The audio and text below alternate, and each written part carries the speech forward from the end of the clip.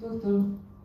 Gutsev from Federal Research Center of Properties of Chemical Physics and Medicinal Chemistry of Russian Academy of Science. This talk, Functionalized Fullerenes of charge acceptors and theoretical perspective. Thank you for the introduction, and thanks for the hosts for inviting me. Very nice conference in beautiful Harbin. I slightly changed the topic of my presentation because I felt actually more confident on the dimerization aspect of this question rather than the charge transport aspect, and I will justify this choice over the period of this presentation. I hope it will convince you. So to introduce why we still study fullerenes, they are known to be good acceptor materials for organic photovoltaics. They have good PCE, and it's been noticed that they easily dimerize very early, photodimerize very early on. And if you look at older literature, it's pretty typical to see the thought that the dimerization is the burn-in effect. And there's a lot of facts which seem to contradict this idea. So let me go over the facts of the experiment and also DFT. So the first fact is, this is not to criticize NFA's non-fullerene acceptors, but the fact is that they also photodimerize. And in their case, it seems to be more definite that this is definitely the burn-in effect. The second fact is that PCBM and PC71BM, they are a little bit different in that PC71BM does not dimerize. And this is actually confirmed by DFT, albeit I haven't actually published the data, but DFT actually does confirm this observation. So it doesn't dimerize, but it still burns in. So the third fact is purely from DFT, and when we look at the experimental electron affinity, 2.68, and compare it to the theoretical 2.7, the sign needs to be flipped. We see that the agreement is very good, actually, for this method. But when we start to look at dimers, actually, we see that the electron affinity in the trimers, the electron affinity is exceptionally high, actually. The single bridge is what one would consider a superhalogen, very strong electron affinity. Other ones also exhibit a pretty strong electron affinity. So that's the other fact, is that as it dimerizes, it actually becomes a better acceptor, not a worse acceptor.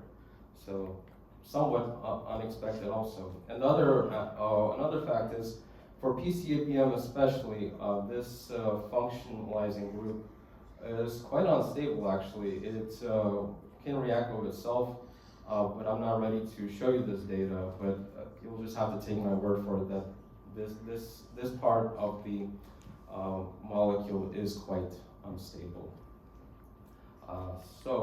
And the fifth fact is we can just look at the electronic structure, the molecular orbitals. So when we look at fullerene, pretty well known, the HOMO has a degeneracy of 5. So it's actually very, so in the singlet state, it's actually very unreactive because its valence is completely filled up. And when we go up to the triplet state, we of course excite from the HU to the T1U, degeneracy free. So it actually delocalizes the charge quite a bit when it goes into the triplet state. And when we actually do this calculation, and actually there's not many calculations done of this sort because with DFT these calculations actually take a long time and they are actually quite challenging to perform. We can see that the HOMO, we can see it's anti-bonding quite clearly, and the LUMO is quite clearly bonding. You can see that when we arrange it edge to edge, we see bonding behavior here, and we even see nucleation of the second bond, so kind of a 2+2 bonding happening for the pure fullerene.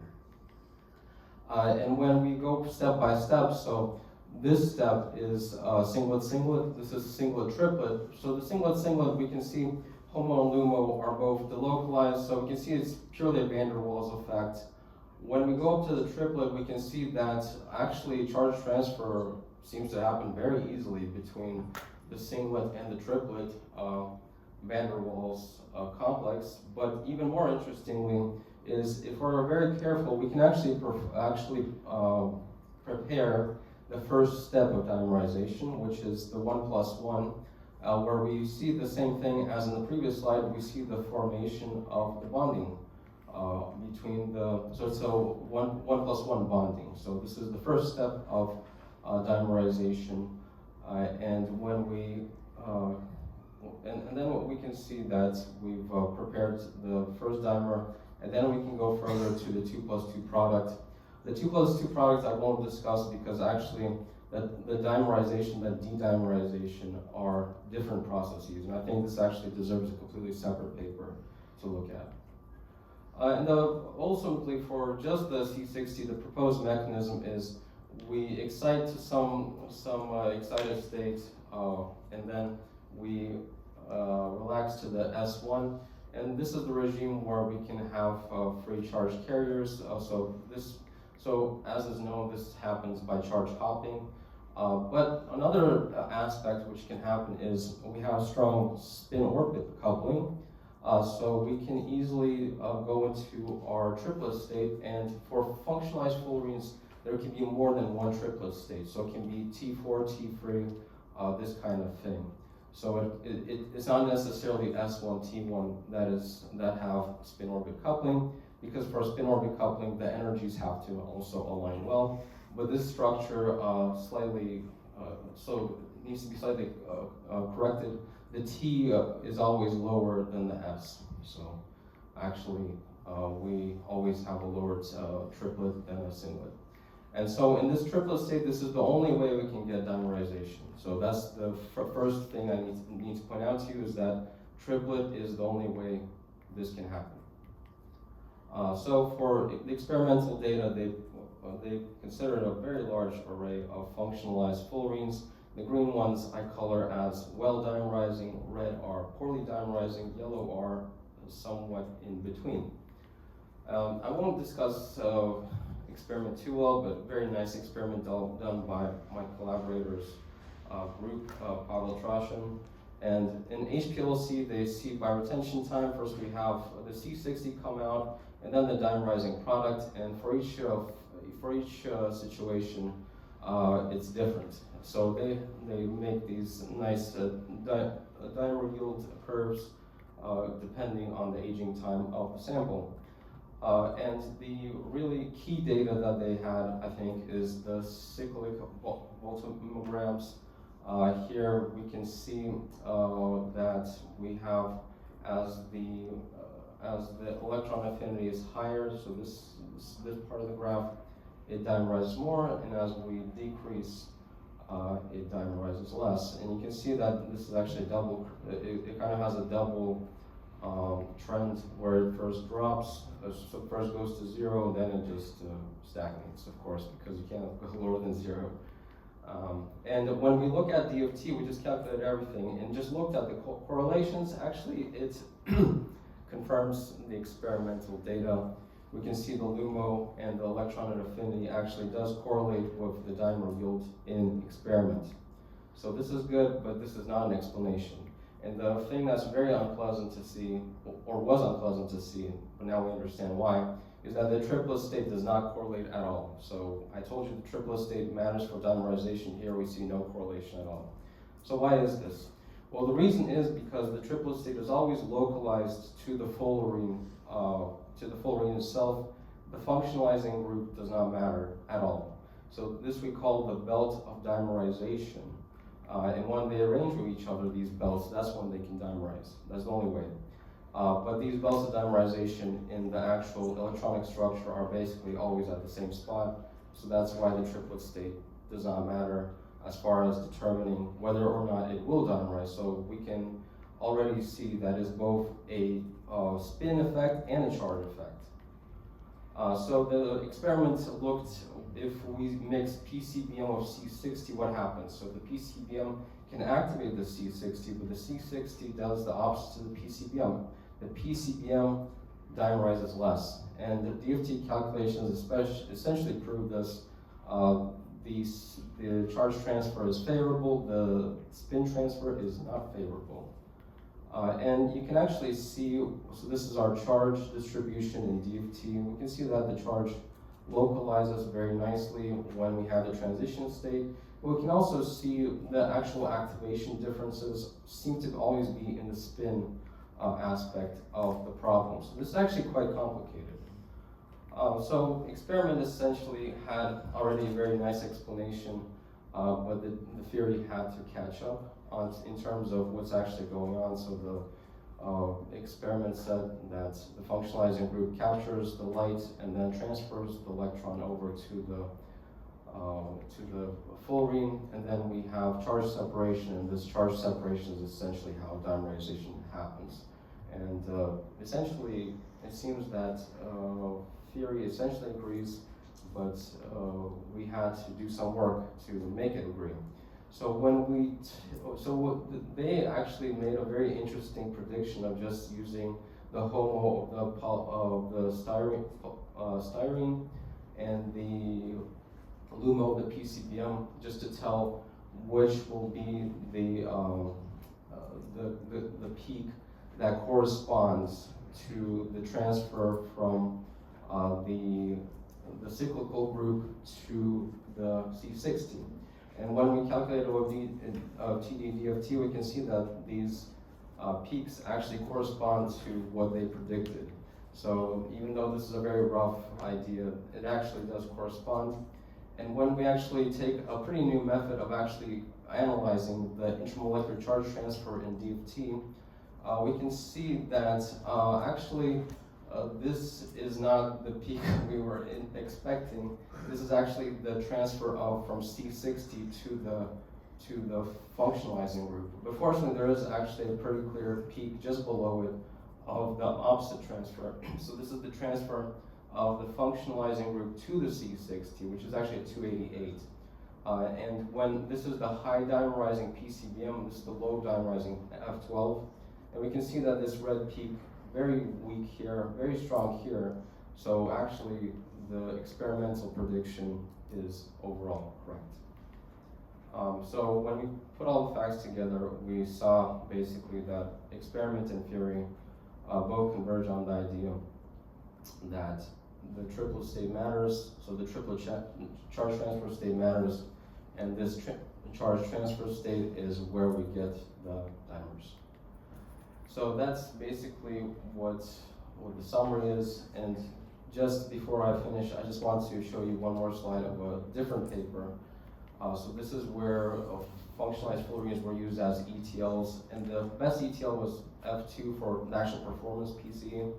And we actually used molecular dynamics to look at the homogeneity of the material as it bounces around, basically. So how do these groups actually control how well it basically stays the way it is? So how well does it keep its alignments?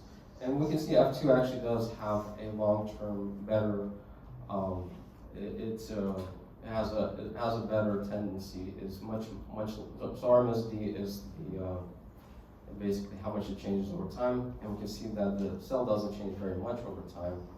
And this is actually quite difficult to calculate. So this aspect is the electron-phonon coupling. That's pretty well described in DFT. This is the electron coupling between the C60s. Actually changes by orders of magnitude every time it drops here. So there's some kind of event that happens for charge transfer. But actually when you look for the theoretical literature, it's not so well described. So this is basically the chance of charge hopping happening. And this is not yet that well described. We just got some ideas of what it will look like. And the idea is that these, the two C60s have to be aligned in a very specific way to charge transfer. So it's not so simple, actually. And of of course, I'd like to acknowledge my collaborator, Pavel Trashin, and this actually took a lot of computer times in the United States, so I'd like to also thank our collaborator there, who is so nice as to give us the time to do this work.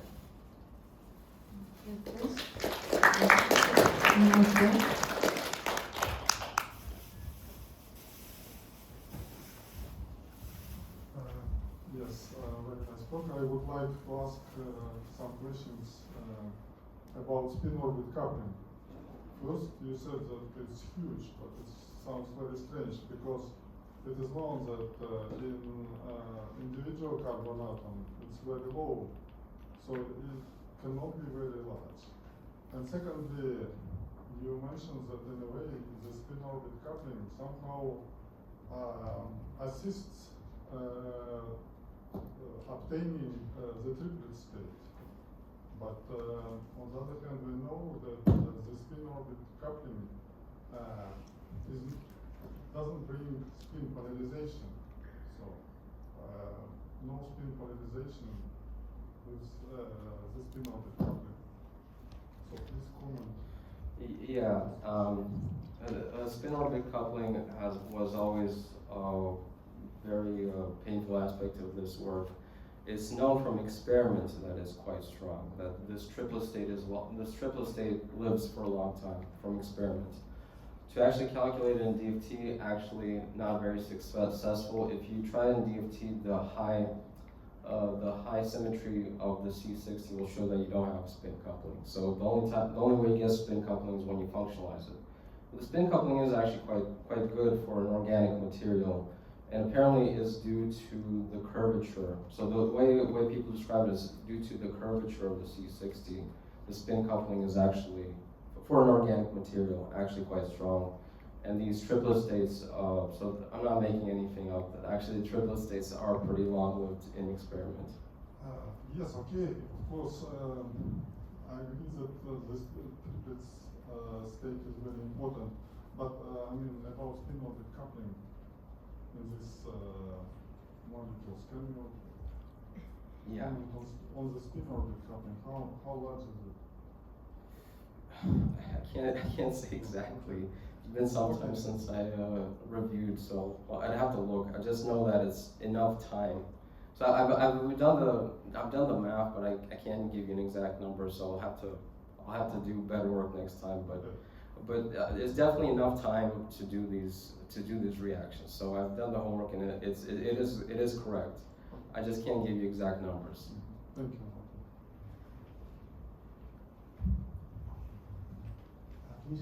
Can you tell, is it stable?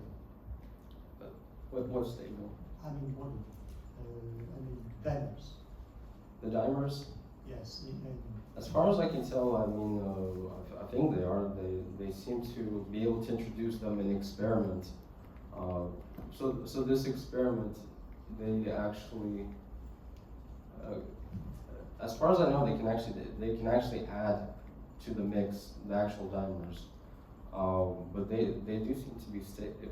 Maybe experimental colleagues can comment on the exact stability of the dimers. They can be isolated.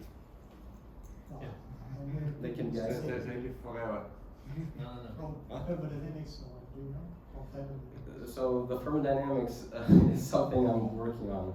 But the dimerization, the de-dimerization are different processes. So as far as I know, the dimerization barrier I've calculated is about 0.8 or 1 eV, which is probably high enough for it to be relatively stable.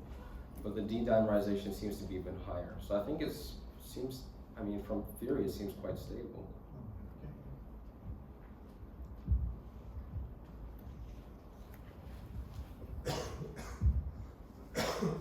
Thank you.